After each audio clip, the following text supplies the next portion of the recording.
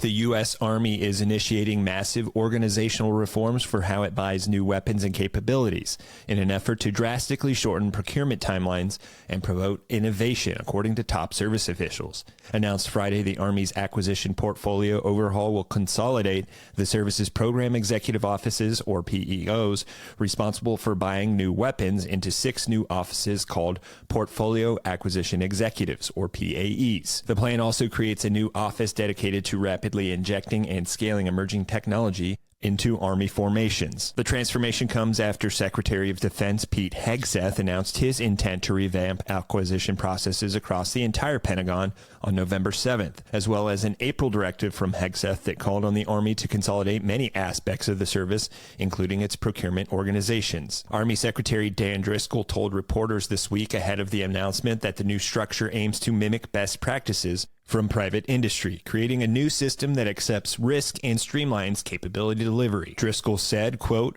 "What we're doing is taking what private industry does when you have a profit and loss and a margin you have to achieve. It drives efficiency in your system in a way that government just has not had to do historically," unquote. The service began iteratively implementing the new PAEs in October and expects that organizations will reach initial operating capability in January of 2026.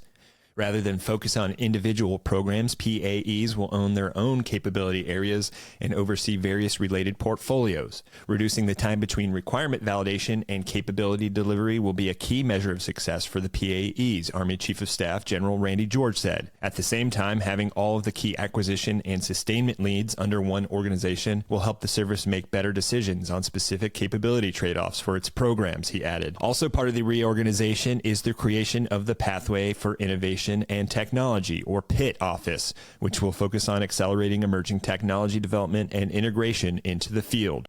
Reporting directly to the Assistant Secretary of the Army for Acquisition, Logistics, and Technology, the PIT will embed into other organizations across the Army to understand what soldiers immediately need and integrate it across the service.